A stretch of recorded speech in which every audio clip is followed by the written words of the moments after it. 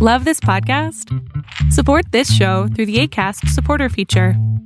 It's up to you how much you give, and there's no regular commitment. Just click the link in the show description to support now. My brothers, my sisters, this is Duke Loves Rasslin, and I want you to stop what you're doing and head over to rivercitywrestlingcon.com. Use the promo code Top Shelf. That's all one word there, Top Shelf. Why? I just saved you 10% on weekend passes to see some of your favorite stars from yesterday, today, and tomorrow, including... Hey, what's everybody doing? This is Ken Shamrock. Just wanted to give everybody a heads up. I will be at the River City WrestleCon in Jacksonville, Florida on June 11th. So if you get a chance, man, come on and check it out. See you there.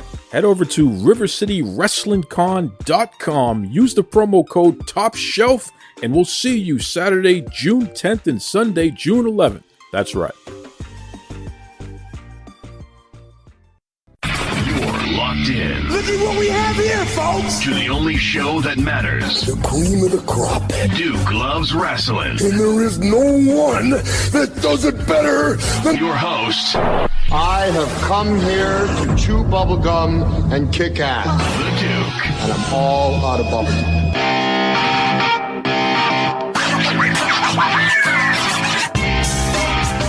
Hey, what's up, ladies and gentlemen? This is the one and only Jack Talos. You are here listening to Duke Loves Wrestling podcast. You know, brothers and sisters, I am a guy that is a pretty big deal in stature.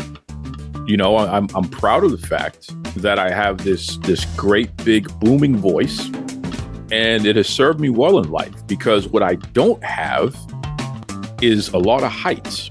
I am definitely not the tallest guy in the room at any point in time. In fact, I celebrate when I go to the store and you know, let's say an elderly lady asks me to grab something that's on the top shelf, and I'm like, oh, look at that. She thinks I'm tall. So I am definitely never going to be mistaken for our guest here because we are talking 7 feet, 300 pounds of nothing but mean machine, can't wait to get it done, Noreen. Okay, I'm talking about my man, Mr. Jack Talos. What is going on, big man? Hey, what's going on, Duke? I appreciate you having me today, man. Listen, I need you and I to star in the remake of the Danny DeVito and Arnold Schwarzenegger movie Twins, because I think that we can get this done, bro. You think so? I think they need a remake. It's time, man. It's time, and why not you and I? You know, the 7-footer, the 5'6"-footer. I mean, clearly we're twins, right? I mean, obviously, man. We get it from our mother. I know, man. That jawline. That's got to be it. That's good. Listen, you're an interesting guy, because in addition to being a pro wrestler, which, you know, shout out to you. You've done it in the WWE. You've done it in Impact. You've done it with the NWA, which you're still doing shots with them. But in addition to that, you've also been a pro basketball player. You're an actor. You're an international man of mystery. So I wonder, what's up with this, man? Why can't you just sit yourself down and do one thing? Why do you got to do a million things all at once? Man, that's a tough one. Honestly, I just never feel like I'm doing enough. I mean, you know, life's about getting as much as you can out of it as you can, right? We want to get the most out of life as we can. And I guess I just always feel like if I'm not doing it, pursuing something that I'm happy to do and I love doing, and if I'm not doing that to the utmost and trying to live my life to the fullest, what am I doing? You know, so I'm trying to do as much as I can. I'm trying to experience as much as I can, and, you know, just seeing where I can end up in the world. Well, speaking of that, because I know that you've traveled the world for sure, where has been your favorite place outside of the United States that you've been, especially when it comes to food, culture, just being? You know, where would you say has been your favorite place that you visit? Just to be, man. Like, if I'm not doing the food culture, just being, it's got to be Egypt for me, man. My God family lives out there, and I'm really close. I got some family out in Alexandria. The food, the culture, you know, it's just, you fall in love with it, man. Like, you live in the U.S. and you hear this and you hear that, and a lot of it's true, right? You go over there, it's hot, it's smelly, it's a tough city, it's a tough place to be. But you just fall in love with the people, man. Honestly, like Africa in general, like is really just like that. Like Morocco is really nice. Like the people there are just incredible. So I've really fallen in love with that place. But I'm also a big fan of Australia. Well, we got to talk about this because, Egypt, the food, like you just said, is so tremendous. And I'm a big food guy. You know what I mean? Look, I'm not 7 feet, 300 pounds. So, we're not going to have a food contest any time of the day. But my taste buds is pretty sharp, and I know what's good. If I'm in an Egyptian restaurant and I want to eat like the big man here, Jack Talos, aka Zech Smith, what am I ordering and why? Kufta, man, you're ordering a big plate of kufta, and that's because you can get the mixed plate like with the kebab like they have here. It's a little bit more traditional over there, but they're gonna make sure they get you enough food. It's gonna come hot, fresh off the grill. It's gonna come with all the sides. I mean, they're gonna bring out all the salad, the little side dishes for the salads for you. So you want the kufta plate, you want to go ahead and get beef on it too, and then you want the extra rice, baby, with the tahini sauce. Oh, that's tough.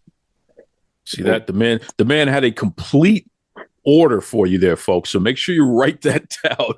we're gonna have to check that out this weekend for sure. Because one of the beauties of being in Boston is that the world comes here to get educated, and the world comes here to eat. So we have a abundance of different types of African restaurants, including Egyptian restaurants. So I'm pretty excited about that. That's good stuff. Man. Yeah. Now you're an interesting guy because you spent some time in the WWE. Yes, and for a guy your size, I mean, you were in the land of giants already, but you were a giant among giants. What was that experience like? Man, honestly, my experience with the WWE was probably a little bit more unique than others because I actually came in right on January 2020. So my mother passed in February of 2020. And then right after that, we had the pandemic starting in March. So my training was definitely kind of interrupted there at the beginning. And we kind of, first 8 months of me being with them was kind of like we sat inside our house. We were on a computer speaking with coaches. But other than that, it was a really interesting experience for me because, I was coming into a new sport entirely, right? Like, I came out of basketball. I was working with the Harlem Globetrotters at the time. I was doing the lead villain thing for them. And I was getting ready to go into wrestling when they recruited me. And it was just a really interesting thing, right? To come in and obviously, I'm somewhat of an accomplished athlete, right? I'm not going to say I'm the greatest ever or anything, but I'm definitely somewhat of an accomplished athlete in my life. So to come in and have to learn a whole new sport, a whole new way of doing things. It was an interesting challenge, especially with, like I said, with the way it started out and how I had to adapt to it. But honestly, I wouldn't change it for the world, man. And it was really cool for me too, because I met a lot of new people, met some old people. So Omos, I remember the first day I walked into the performance center for my tryout, Omos is there. And, Omos is actually, me and him went to college together in Baltimore at Morgan State. So Jordan, right? And that's actually my roommate from college. So I walked in and first person I see is, my roommate from 5 years ago in college. So just an interesting experience, man, all around. Like I said, definitely something I wouldn't change for the world, but definitely if I could go back and change certain things, I would have got rid of the pandemic, right? Wouldn't we all? I hear that for sure, because that definitely is. It's flipped everybody's world upside down, but I'm glad to hear that you've landed as well as you have, man, because that's definitely the story of your life. You're a guy that doesn't stay in one place for too long. You're always moving. You're always looking for the next opportunity, and that's why you stay ahead of the game. And shout out to Omos. I mean, I've said it before, and I'll continue to say it. He, pound for pound, is my favorite wrestler in the world right now. He works like a big man, and he's not doing flippy-dippy peanut butter skippy, which I can't stand. These kids, they want to flip around and, damn near break their necks out there. This guy's working like a big man, just like you, which is the whole point, and that's why you guys are just going to continue to be successful, because you understand that you have something that people my size don't. And you got to play to that. You know what I mean? And you can't play to that if you're trying to do shooting star presses and all these different crazy things that hurt yourself. Yeah, man. So I actually trained with them, and I'll train some guys over at Millennium Pro Wrestling Academy here in LA. That's something I try to teach the younger guys. And, I have no business The only thing you'll ever hear out of my mouth teaching somebody is something that somebody much wiser than me in the business told me. And something I was told early on was like, listen, you're capable of doing these flippy things, whatever you want to do. If you want to go up there and do a front flip, you can do that. Like, it was Robbie Brookside who told me this. He said, you can do that, but what's the point? He said, you're not filling your role. He said, and that's what everyone's forgetting nowadays is everyone has a role and you need to be in that role. So being the big guys, you need to fill the role of the big guy because we have people that do the shooting star presses. We have Ricochets and we have Eddie Guevara's and everybody. We have those people. And, you know, what we need is somebody to fill this role in this aspect. Well said, man. And you've taken this over to the NWA now. How's that experience been so far? And you know, shout out to my girl, May Valentine. Shout out to Tim Storm. You know, we got a lot of great friends over in the NWA. How's it been so far with this? You know what, man? I cannot say enough good things about the NWA, honestly. I was fortunate enough actually to meet Tim Storm before I got with the NWA doing a convention out in Oklahoma. Just a great locker room in general, though. Honestly, so much experience. I mean, you look around the locker room and there's literally hundreds of years of experience in the room with you. So for someone like me who's so young in the business and to get to learn from guys like Tyrus, Billy Ray, you know, Aaron Stevens, guys like that, to be able to have those guys watch my matches, Pat Kenny, Tom Pritchard, for them to be able to watch it and come back to me and give me feedback. I mean, the opportunities like that are just, you know, one in a million, right? Plus, I'm a big Billy Corgan guy, so I'm not mad about that at all. It's a real, you know, it's kind of a surreal moment when you're sitting there with a rock star and you're like, aren't we in a wrestling ring? You know, all those years of watching MTV and what have you when you were younger, man, just coming right back to you now, right? instantly, man, instantly. So, you know, plus, I've gotten to work with, you know, Daisy Kill over there. That's been my tag team partner, and again, it's been such a fun experience. You know, because what do people try to compare us to? The new Shawn and Diesel kind of thing. So me and my man over there. So it's been a fun experience, man. I gotta say. And you know, being a tag team, it's a little different for me because most of the time I'm a singles competitor. So being on a tag team has been a little different, but I've had like I said, just great experience with it. Cannot say enough good things about them. Well, I love that, and that's you have the right attitude, which is what I respect about you a lot. You were with the Harlem Globetrotters, which is an experience in and of itself, because that is a form of sports entertainment in and of itself as well. And you're putting on a show for the kids, which is really, really cool. I mean, talk to me about that, man. How were the Globetrotters? Two things to that. One is it really helped me fall in love with the entertainment side of sports. I worked for the Harlem Globetrotters, but I was technically a Washington General. I want to say it was 2017. And I was getting ready to go play professional ball over in Australia. And I remember I was doing a combine for my agent out in Vegas. And after the combine, one of their scouts came to me and was like, hey, man, we got a tryout in New Jersey. We'd like you to come try. I really wasn't sold on it because I still had a hoop dream, right? I wanted to go play professional basketball around the world. That was the goal. But they convinced me. I went and did it for 2 years, fell in love with it. Really fell in love with the aspect of, like I said, the entertainment. I was the first guy to come out. I had a mic. I got to go pick on kids, you know, tear up basketballs, just be a jerk. And that kind of led in. I started looking at wrestling probably about a year and a half into it. You know, I remember my buddy telling me, like, you know, is this something you want to quit? Because it is a surreal experience. You're traveling the world. You're on the road 250 days a year. You're living on buses and planes and hotel rooms, man. And the other thing about it is, like, you know, my ego was beaten out of me. That's what I always tell people about that job, because in my line of work, you know, we had to lose 200 plus days a year. It was every night we were going to lose the game. We knew we were going to lose the game. There was no question about it. So it really, I always say it kind of helped me with the transition into wrestling, not being so egotistical about it. Because, you know, you get into this business, especially with a lot of other big guys, and there becomes a lot of egos. And, you know, I was fortunate enough to have a background that kind of, like, no, hey man, we're here for the job, you know. So get your ego out of there. I love it, man. It really it speaks to where you're going, because you've been fortunate enough to be a cast member on the Young Rock NBC series there. Talk to me about that experience. Crazy experience. First and foremost, my favorite wrestler of all time is The Undertaker. So absolutely dream come true. He's the reason I fell in love with wrestling.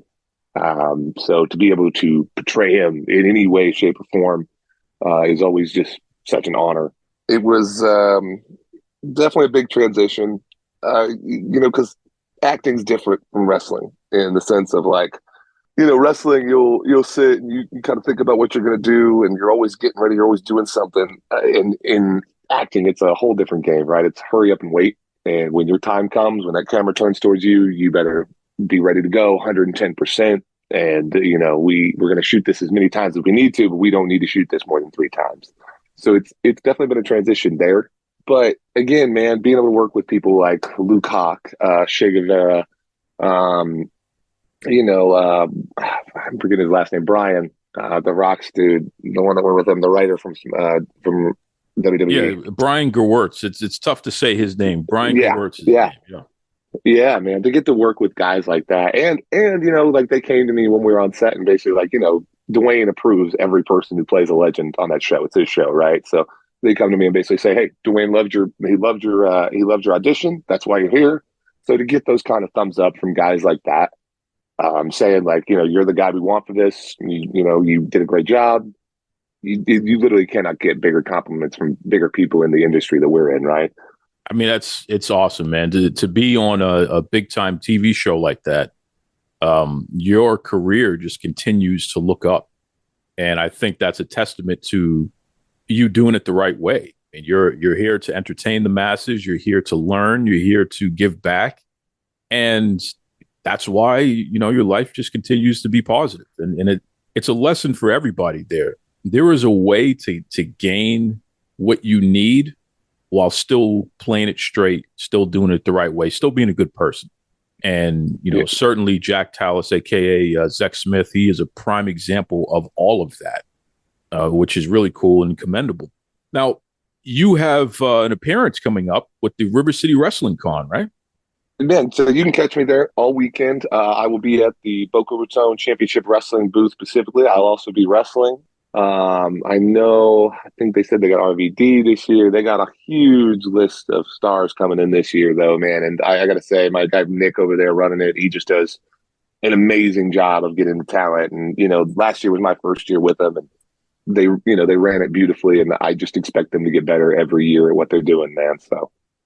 Well, you were a big hit last year because, again, you're 7-footer. The kids loved you, man. So it'll be fun to see the photos of you with the children and what have you again.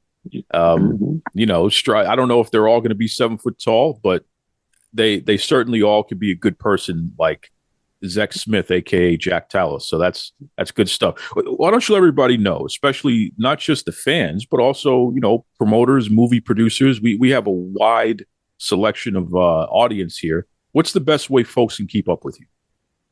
Man, so the best way I would tell people to keep up with me is honestly through my Instagram or through my YouTube and or Twitch, Twitter. So on Instagram though, they can find me at the Tall Nomad. On YouTube, just check out Jack Talos. That's it. Those are honestly though, Instagram's going to be the best way. That's the one I'm most active on. If people want to get a hold of me, just reach out there. I have an email. I have a phone number attached. Honestly, man, if it's just a question, if it's a booking, I'm pretty good about getting back with fans too. Like when people have questions, so I try to be engaged. So if anyone ever wants to reach out to me, say, what's up? You got a question? Please feel free. I'm not one of those guys. I'll always do my best to get back with people if they give me a message.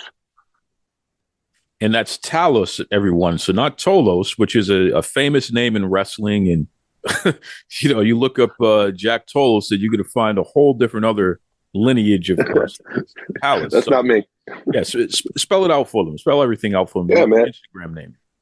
Yeah, man. So the Instagram name is the Tall Nomad. It's TheTallNomad, and Jack Talos is JackTalos. And like I said, you can honestly just Google it. All my stuff will come up, man. Like I'm not hard to find, guys. I promise. Let's talk hydration. See, I carry something to drink with me every single place that I go because I am concerned about being dehydrated. It runs in the family. Everything from dry mouth, dizzy spells, fainting. It's pretty serious. And I've tried all the different types of waters and sports drinks. Let me tell you something right now. Liquid IV that has been the most efficient at keeping me hydrated and doing so pretty quickly. Okay, Liquid IV has 5 essential vitamins and is 2 times faster at keeping you hydrated than water alone. And I'm serious, man. Everything from vitamin C to vitamins B3, B5, B6, B12. Liquid IV also is non-GMO, so it's free from gluten, dairy, soy. So for all you folks out there with food allergies, this may be right up your alley. And I know what you're thinking, but how does it taste, Duke? Well, it tastes pretty good. Okay, we're talking my favorite in pina colada. They also have tropical punch, strawberry, new flavors like sea berry and strawberry lemonade. You can enjoy this stuff, man. But don't take my word for it. I want you to stop what you're doing right now and head over to liquidiv.com. Use the promo code Duke Loves Rasslin so you get 20% off your entire order. I mean, anything that you order on liquidiv.com. So what are you waiting for? It's time for you to shop better hydration today. Use the promo code Duke Loves Rasslin over at liquidiv.com. Save yourself 20%. Stay hydrated. Most importantly, enjoy life. That's right. Until next time, be kind to yourselves and be kind to others. Bianca Belair is a heel. Take it away, Tony Schiavone. This is Tony Schiavone, and we're desperately out of time on Duke Loves Wrestling.